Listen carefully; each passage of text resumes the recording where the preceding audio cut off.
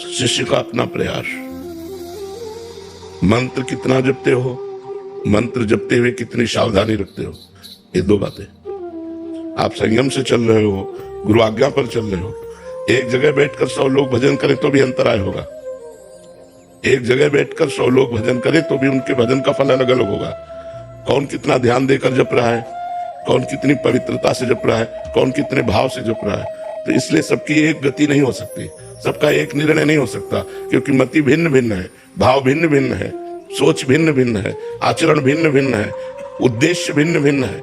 सबका उद्देश्य भगवत प्राप्ति थोड़ी है। तो इसलिए सबका समान भाव से कल्याण नहीं हो पाता। जो जितनी लगन से भजन करता है, उद्देश्य परिपक्व रख के, उतना आगे बढ़ता जाता है। मान लो आप लोग तो गृहस्थ हैं, जो विरक्त हैं, उनमें से बहुत से विरक्त ऐसे हैं जो उन्नति को प्राप्त हो रहे हैं, और बहुत ऐसे हैं जो जहां है वहीं रह रहे हैं, और बहुत ऐसे जहां थे वहां से गिर गए। 3 प्रकार के। एक जो जहां थे वहां से उन्नति को प्राप्त हो रहे हैं, एक जो जहां है वो वहीं है, और एक जो जहां थे वहां से नीचे गिर गए। तो उनमें प्रधानता तो आपकी हुई ना। गुरु ने तो गुरुमंत्र सबको बराबर दिया, कृपा सब पर बराबर की, लेकिन उसका प्रभाव, जैसे स्वाति का बूंद गिरता है केले पर तो कपूर बन जाता है, सांप के मुंह में गिरता है तो जहर बन जाता है, सीपी में गिरता है तो मोती बन जाता है, और चातक की चोंच में आता है तो जीवन बन जाता है। स्वाति की बूंद में तो कोई दोष है नहीं, पात्रता में है। जो नीचे पात्रता में आया वही उसका स्वरूप बन गया। तो गुरु मंत्र बराबर सबको दिया जाता है, पर आपका उद्देश्य, आपकी लगन, आपकी पवित्रता, आपकी जितेंद्रियता उसमें काम करती है। यदि आप सही ढंग से चल रहे हैं तो आपकी आध्यात्मिक उन्नति होना आपको अनुभव में आने लगेगा। मेरा मन प्रसन्न हो रहा है, भगवान प्रिय लगने लगे, सबसे प्रेम व्यवहार का बर्ताव होने लगा, आनंद ही आनंद। तो निगेटिव विचार शांत होते चले जा रहे हैं। तो ये सबका नहीं है, क्योंकि वो भजन ही नहीं करते और संयम से नहीं चलते। मनमानी आचरण तो फिर कैसे होगा, समझ पा रहे हैं? देवांश प्रताप जी आगरा से। राधा वल्लभ जी। श्री हरिवंश महाराज जी। महाराज जी, भगवत प्राप्त और मोक्ष प्राप्ति होने वाले महापुरुष में मूलभूत क्या अंतर होता है? एक ही है, एक निराकार तत्व में लीन हो जाता है, जैसे समुद्र में तरंग लीन हो गई। अब तरंग का ना नाम रहा ना रूप रहा, उसे कहते मोक्ष। और एक भगवान का दासत्व स्वीकार कर भगवान की सेवा में रहता है, इसे कहते भगवत प्राप्ति। एक कल्याण हो जाता है कि जन्म मरण से मुक्त हो गया, और एक भगवान की सेवा में जाता है।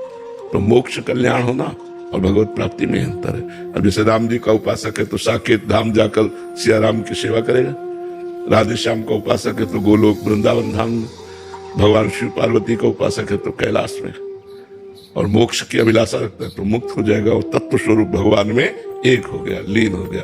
जैसे एक बोरे में 2 चीटा लगे हैं चीनी के, तो एक चीनी के साथ कढ़ाई में जाकर चीनी में औट गया, और एक बोरे के किनारे लगा हुआ उसका स्वाद ले रहा है। तो वो जो औट गया वो मोक्ष है, और जो स्वाद ले रहा है वो भक्ति रस है, वो है भगवत प्राप्ति। तो उत्तम कौन रहा, जो चीनी बन गया वो, या जो चीनी का स्वाद ले रहा है वो? हाँ, इसीलिए प्रेमी जन मोक्ष को भी ठुकरा देते हैं।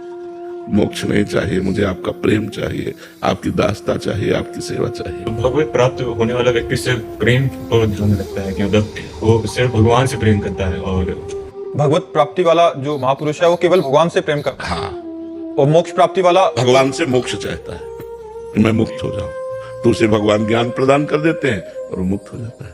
समझ में आ गई बात आपकी? दास भगवत शरण जी। श्री राधा वल्लभ। राधे राधे महाराज जी, दंडवत प्रणाम। महाराज जी, सन 2007 में राधा वल्लभ जी के प्रांगण में आपके दर्शन पहली बार प्राप्त हुए थे, तथा स्नेह बिहारी मंदिर के सामने जो शिव मंदिर है, इस दास को प्रसाद वहां आपसे किनका मिला था? अच्छा। हाँ, हाँ, कम से कम 18 वर्ष बैठकर हम उस अंधेरे में पीछे वहां शाम के भोजन करते थे, ब्रजवासियों के यहाँ मांग लेते थे, और वही शंकर जी के। मैंने आपसे एक निवेदन किया था कि मेरा मन भ्रमित है, तो उसके लिए जैसे पूजा पाठ धर्म कर्म करते फिर भी नहीं होता, तो आपने मुझे जड़ का उपदेश दिया था। जड़ भरत जी की कथा से तत्व का उपदेश दिया था आपने। महाराज जी, आपका प्रश्न है कि महाराज जी, दास आपकी कृपा से कथा प्रवचन तो करता है, लेकिन संपूर्ण स्वयं में तत्व बोध नहीं हो रहा। महाराज जी, ऐसे में कृपा मार्गदर्शन। देखो, कथा प्रवचन करना और तत्व बोध करना ये दोनों अलग बात है। कथा प्रवचन करने का मतलब जैसे हमने हलवा बनाने की सारी प्रक्रिया सीख ली, और दूसरों को प्रक्रिया सिखाने लगे, लेकिन कभी बना के नहीं पाया। बना के पाना है तत्वबोध, और सीख के गाना है वो हलवा की प्रक्रिया। तो समझ रहे ना, तो जब स्वयं की साधना करेंगे आप, तब स्वयं में अनुभव होगा। रात दिन भगवान का नाम जप करते हुए, निष्काम भाव से भगवान का चिंतन करते हुए, और भगवान की प्रसन्नता के लिए भगवान की कथा कहें। चौथी भगत मम गुण गण करे कपट तज गान। अयोध्या में एक सिद्ध संत थे, तो उनको एक भागवत प्रवक्ता ने नए सीखे थे, तो उनका मैं आपको एक भागवत सुनाना चाहता हूँ। तो हमारी प्रथम भागवत के श्रोता आप बने। तो उन्होंने कहा ठीक है, सुनाइए आके। जब भागवत 7 दिन सुनाई, तो उन्होंने कहा नियम कहता है कि भागवत प्रवक्ता को भेंट देनी चाहिए, नियमानुसार। आप मांगो क्या चाहते हो। उनका महाराज जी धन का बड़ा अभाव रहता है। बोले आज से व्यवस्था बननी शुरू हो जाएगी, आज से ही शुरू हो जाएगी, आप चिंता ना करो, पर्याप्त धन हो जाएगा, और मांगो। सिद्ध संत, तो उनका महाराज जी संतान नहीं है, पुत्र हो जाएगा, इसी वर्ष में हो जाएगा, और मांगो। उनका भगवान से प्रेम हो जाना व्यर्थ की बात करता है। उनका महाराज जी ये व्यर्थ की बात कैसे हो गई, भगवान का प्रेम मांगना। तो बोले पहले धन और पुत्र और फिर भगवान से प्रेम, कदापि नहीं हो सकता।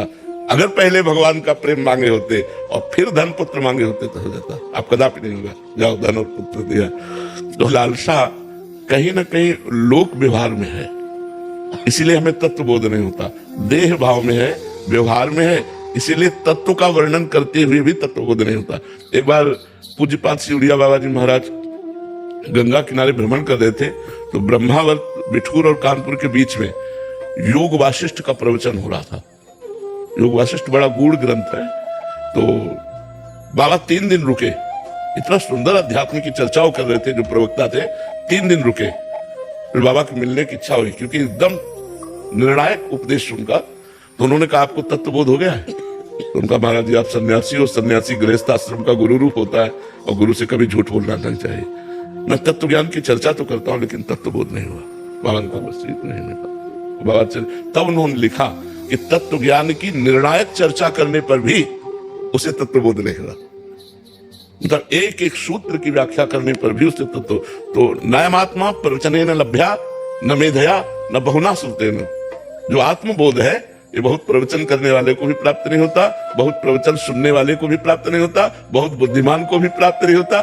जो आत्मा का वर्ण करता है, मुझे अब आत्म स्वरूप में, अपने स्वरूप में लीन होना है, वो उसके अंदर मुमुक्षता जागृत होती, फिर साधना में तत्पर होता है।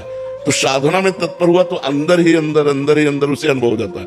अभी सारा खेल बाहर ही बाहर हो रहा है, तो जब अंदर शुरू होगा तब तत्वबोध हो जाएगा। जो ज्ञान आपको है कोई नया ज्ञान नहीं है, वही तत्वबोध में होगा। लेकिन बस अंतर इतना है कि हलवा बना के नहीं खाया, हलवा की प्रक्रिया पूरी पता है। वो स्वाद जब हम स्वयं साधना करेंगे तब प्राप्त होगा। आप दूसरे तौर पर कह रहे हैं कि जैसे आप भगवान की कथा का गान करके लोक मंगल के लिए, लेकिन धन तय नहीं करते, तो आपका कल्याण हो जाएगा। क्योंकि भगवान की कथा करना, भगवान का नाम कीर्तन करना बहुत बढ़िया बात है, बहुत मंगलमय आराधना है। पर जब हम उसे